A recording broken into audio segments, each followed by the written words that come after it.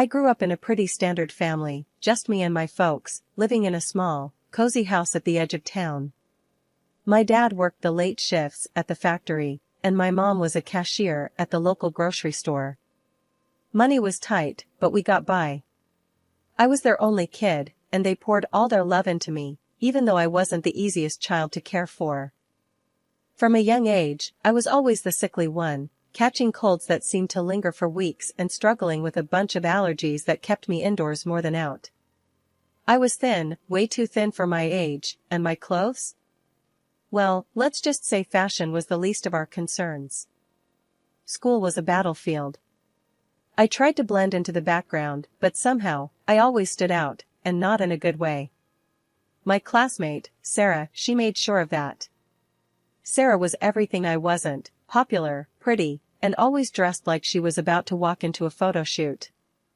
One day, trying to dodge the bullies, I was late to class. Slipping into my seat, I hoped for a quiet day. That hope vanished the moment Sarah noticed me. "Look who decided to show up," Sarah sneered, loud enough for the whole class to hear. "Thought you were too sick to come to school, or did you finally find something to wear that didn't come from a charity bin?" Her friends laughed, echoing her cruelty. I wanted to disappear, but there was nowhere to hide. I kept my eyes down, whispering, "Just leave me alone, Sarah." "What was that?" she mocked, stepping closer. "Can't hear you. Speak up." Before I could muster a response, Mr. Jenkins, our math teacher, entered the room, cutting off whatever Sarah had planned next. The rest of the day, I kept to myself, speaking only when spoken to, and even then, my words were barely above a whisper. At home, things were different. It was my safe haven. My parents, seeing my downcast eyes at dinner, exchanged worried glances. "Nellie, honey, you barely touched your food." "Something happened at school today?" my mom asked, her voice full of concern. I shrugged, pushing my food around my plate. "It's nothing. Just tired, I guess." My dad, quiet until now, put down his fork. "You know, Nellie, you can talk to us. Whatever it is, we're here for you." I nodded, knowing they meant every word. But explaining the day's humiliation felt impossible. "Thanks, Dad. I'm just really tired. Think I'll head to bed early." Dragging my feet towards the school gates, I braced myself for another day of dodging glares and whispered insults. My backpack felt like it weighed a ton, loaded with textbooks and the heavy dread of facing Sarah and her clique. As I navigated the crowded hallways, trying my best to become invisible, I heard the all-too-familiar voice that made my stomach twist in knots. "Hey, ghost girl, try not to vanish before class starts," sneered Mark, one of Sarah's loyal sidekicks. His nickname for me, a jab at my pale complexion and tendency to keep to myself, echoed off the lockers, drawing snickers from nearby students. I quickened my pace, not daring to look up. "Just ignore him," I muttered to myself, but the words felt hollow. The day's first challenge was surviving homeroom. Mrs. Parker, ever oblivious, droned on about the importance of attendance just as I slipped into my seat at the back. I barely settled in when Sarah, draped in her latest fashionable outfit, sauntered in, her entourage in tow. "Nice of you to join us, Nellie. We were worried you got lost in your closet of hand-me-downs," Sarah quipped loudly, tossing her hair as she passed my desk. A chorus of laughter followed. I clenched my fists, feeling the heat rise to my cheeks. "Just leave me alone," I shot back quietly, more to my desk than to her. "What was that, Nellie?" "Speak up, we can't hear you," Sarah taunted, turning to face me with a smirk. I shook my head, choosing silence over a battle I couldn't win. The bell rang, a temporary reprieve, but the relief was short-lived. Each class transition felt like running a gauntlet, with Sarah and her crew lying in wait to hurl their next insult or snide comment. Lunchtime was no sanctuary either. I found a secluded spot under an old oak tree, a safe distance from the cafeteria's chaos and cruelty.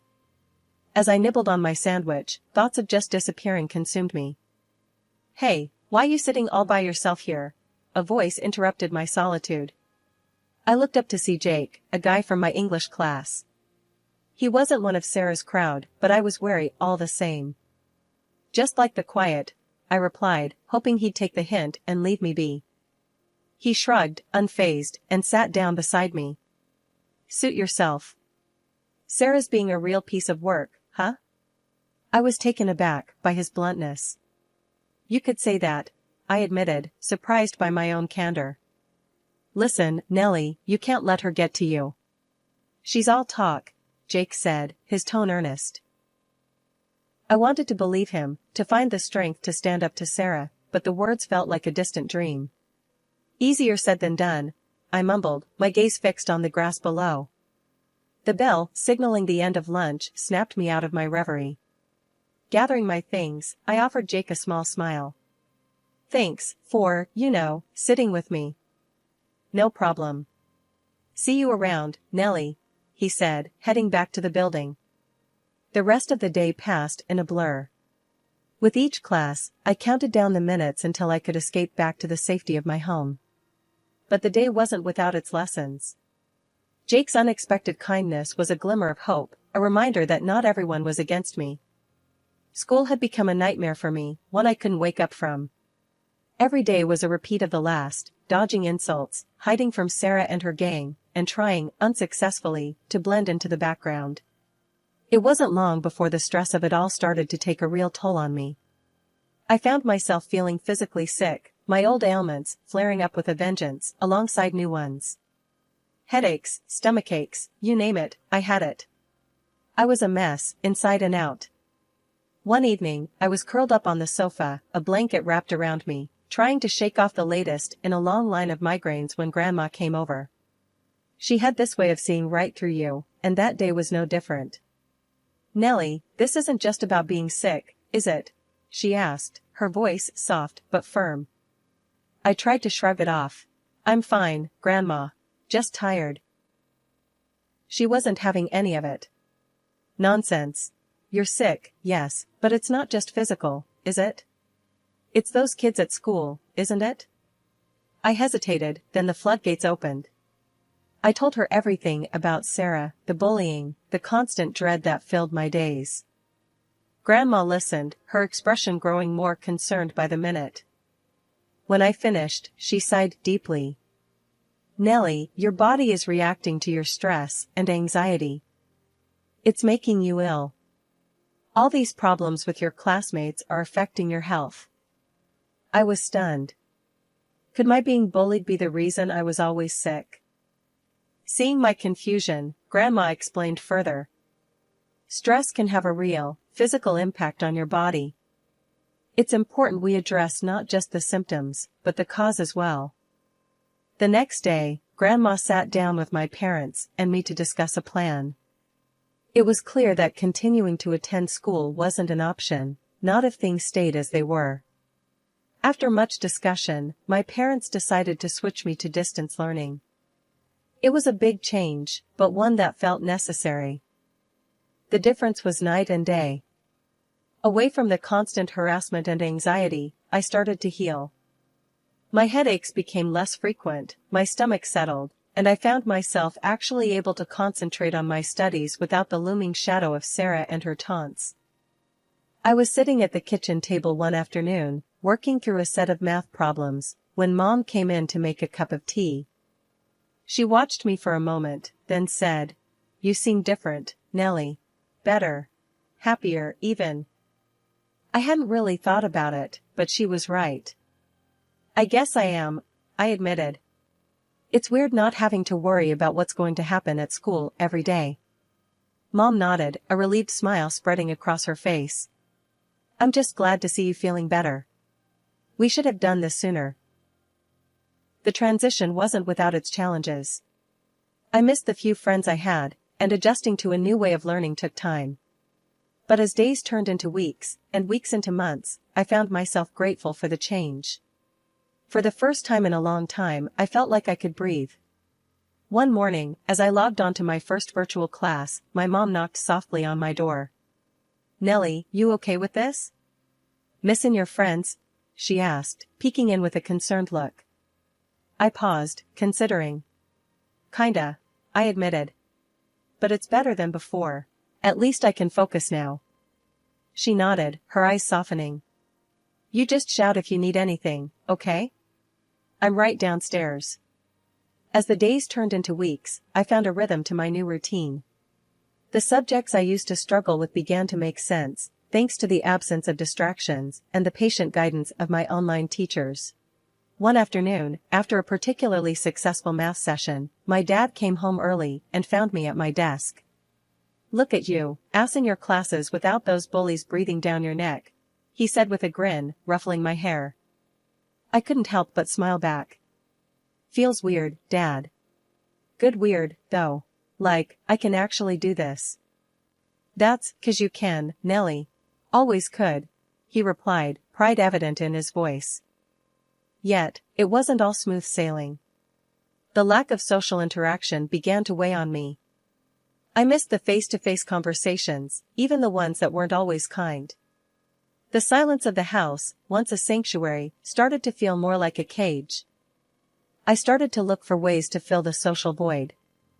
I joined online study groups and even started a virtual book club with a few classmates I'd reconnected with. It wasn't the same as hanging out in person, but it helped. One evening, as I closed my laptop after a long study session, my grandma called. How's my favorite granddaughter?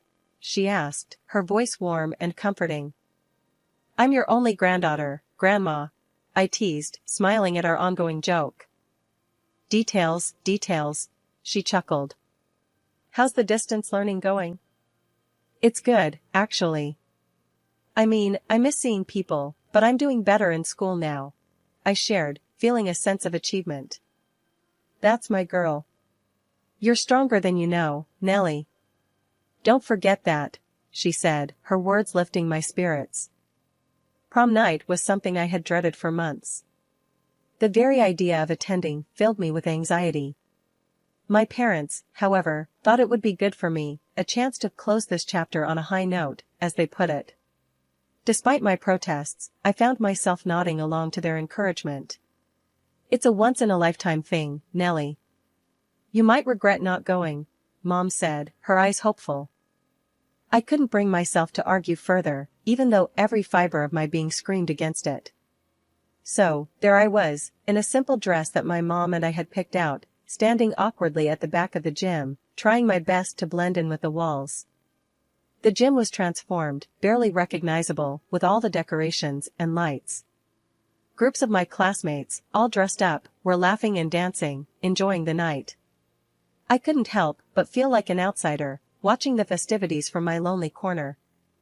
As the evening dragged on, I decided to make a quiet exit. No one would notice I was gone anyway. But just as I was about to slip out, Sarah, in her stunning dress, blocked my path. Leaving so soon, Nellie? The party's just starting, she sneered, her voice dripping with malice. I tried to step around her, but she shoved me back, a little too forcefully. Watch where you're going, she hissed, her eyes gleaming with cruelty. The sudden push caught me off guard, and I stumbled, drawing the attention of those nearby. In seconds, I was surrounded by Sarah's friends, their laughter piercing the loud music. Look at her, can barely stand straight, one of them mocked, pointing directly at me. Sarah leaned in closer, her voice loud enough for her circle to hear. Guess some things never change, huh, Nellie? Always the clumsy one.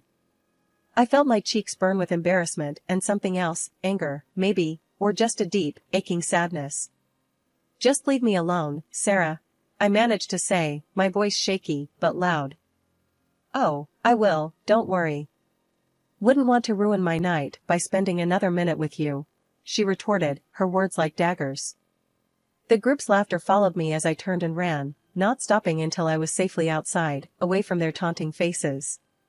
Tears blurred my vision as I made my way home, the night air doing little to cool my flushed cheeks. My parents were waiting up when I got home, their faces lighting up at the sight of me. But as they took in my tear-streaked face and the defeated slump of my shoulders, their smiles faded. What happened, honey? Mom asked, rushing over to me. I shook my head, unable to find the words to explain the humiliation and hurt. I just want to forget tonight ever happened, I whispered, the tears starting again as I let my parents wrap me in their arms, their concern and love a small comfort in the face of my pain. After the prom disaster, I was more than ready to put high school behind me.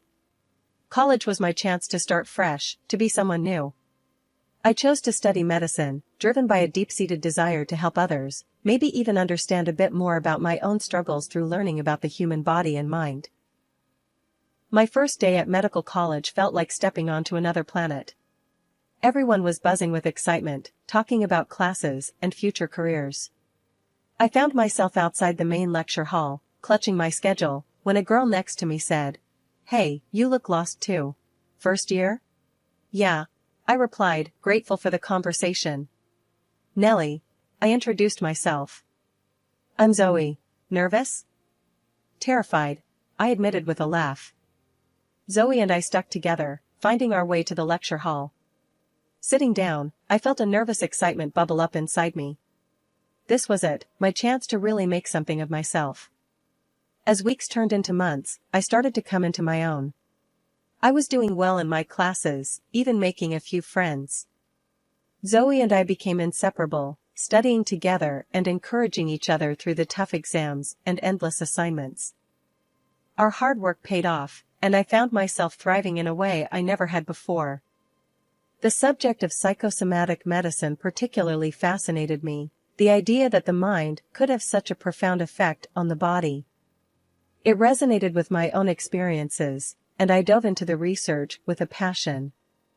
One day, after presenting a paper I'd written on stress and its physical manifestations, my professor pulled me aside. "Nellie, your work is impressive. Have you considered specializing in this field?" I was taken aback. I hadn't really thought about it. He nodded thoughtfully.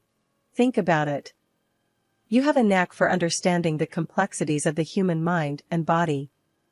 It's a rare gift."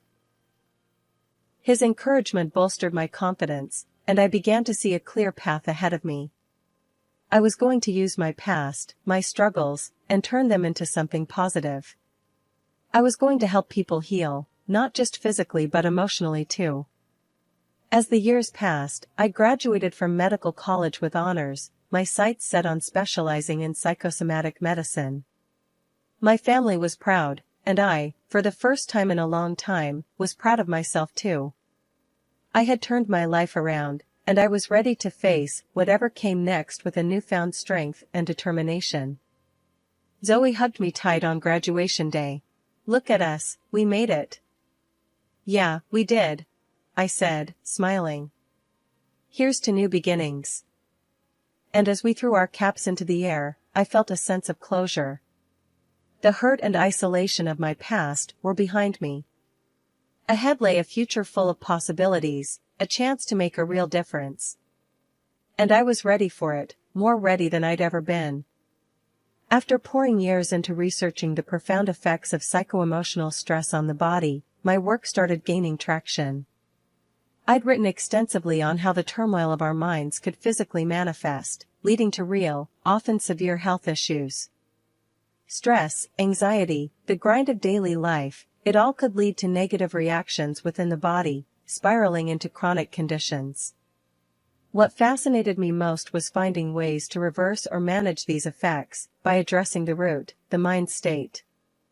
This journey of mine caught the eyes and ears of the medical community. Invitations flooded in, asking me to share my findings with peers, specialists, and even skeptics. It wasn't long before my name became somewhat of a buzzword in medical circles, a symbol of a fresh perspective on holistic healing. My big break came when I was invited as a speaker at the annual health conference. The topic I chose, the mind-body connection, psycho-emotional stress, and physical health, struck a chord. As I spoke, I could see the realization dawn on many faces. This wasn't just theory, it was reality affecting countless lives. I walked off that stage, to a sea of applause, my heart racing not from fear, but exhilaration. I'd overcome my dread of public speaking, facing down an auditorium packed with professionals, and I'd held my own. The buzz from my presentation didn't just end with applause. Post-conference, an invitation came my way that would have seemed unimaginable years ago, a dinner with the who's who of the health sector. Government officials, insurance bigwigs, clinic heads, and industry specialists, all were to be there. As the day of the dinner approached, a mix of excitement and nerves took over. This was more than just a meal, it was a networking goldmine, a chance to discuss potential collaborations, to take my work to the next level. I stood in front of my mirror, makeup in hand, determined to look my best. I wasn't just representing my research, I was representing myself, my journey. I chose my dress carefully, the one that always made me feel confident and at ease. As I applied my makeup, I allowed myself a moment to reflect on the significance of this evening. It wasn't about looking no worse than the other women there, it was about feeling my best, about walking into that restaurant with my head held high, knowing I belonged. At this elegant dinner, surrounded by the health sector's elite, I felt like I was finally where I belonged. Compliments flowed my way, each one boosting my confidence more than the last. As the evening wound down, I decided it was time to head home, still riding the high of the night's successes. But as I made my way through the hallway, a familiar voice stopped me in my tracks. It was her, Sarah, my high school nightmare. "Wow, look at you. Finally figured out how to dress, huh?" Sarah's voice, laced with that same condescending tone, filled the space between us. I turned to face her, finding her just as beautiful and just as arrogant as she'd been back in school. The years had changed us both, but it seemed her spirit remained untouched by time. "Long time no see, Sarah," I said calmly. Sarah laughed, a sound that once would have sent me spiraling into anxiety. "Seriously, though, how much did you have to borrow to afford a night here? This place isn't cheap." I met her gaze, steady and calm. The fear and insecurity she once inspired in me had long since faded, replaced by a strength forged in overcoming and succeeding, despite people like her. Before I could respond, the organizer of the dinner, Mr. Thompson, approached, his concern evident. "Is everything all right here?" he asked, looking from me to Sarah. I nodded, offering him a smile. "Yes, thank you. Just catching up with an old classmate." Sarah, fueled by alcohol and unchecked pride, continued her tirade, oblivious to the discomfort she was causing. She even went as far as to bring her husband into the mix, beckoning him over with the promise of joining in on her mockery. However, the moment her husband, who I recognized as the director of a company interested in my research, realized the situation, his demeanor changed drastically. "I'm so sorry," he began, his apology directed at me with a sincerity that took me by surprise. "My wife's behavior is unacceptable." He then turned to Sarah, his frustration boiling over. "Do you realize what you've done? You're jeopardizing important opportunities with your behavior. I've been looking forward to collaborating with Dr. Nellie Stewart here, and you're here making a scene." The sight of him leading Sarah away, her protests echoing down the hallway, was surreal. Moments later, he returned alone, his expression apologetic. "I can't tell you how sorry I am for my wife's behavior," he said, his voice earnest. "I hope this doesn't affect our potential collaboration. Your work is invaluable." After the dinner, as I was leaving, I saw her, my former tormentor from school, sitting outside on the steps, her makeup smudged from tears. She looked up as I approached, her eyes red and puffy. "Hey, can you talk to him for me? You seem to have his ear," she hiccuped, her voice a mix of desperation and vodka. I paused, looking down at her. This was the girl who made my life a living hell back in the day, now asking for my help. The irony wasn't lost on me. "I'm not getting involved," I said firmly. "This is between you and him." "But you're like, doing so well." "He listens to you," she persisted, stumbling over her words. "That doesn't make it my business," I replied, my tone leaving no room for further discussion. I left her there, on the steps, a mess of her own making. Walking home, I couldn't help but feel a surge of satisfaction. I had come full circle, from the girl who was bullied, to someone who stood her ground, unafraid. The news of her divorce came through the grapevine. I'd be lying if I said it didn't give me a sense of vindication. As for me, life was looking up. I had found someone, a man who appreciated me for who I was, someone kind and interesting. We were talking about a future together, something I never thought I'd have. Continuing my work, I felt more motivated than ever. My experiences, both past and present, fueled my passion and my resolve to make a difference. It was a strange journey, but it led me here, to a place of happiness and contentment. And for that, I was grateful.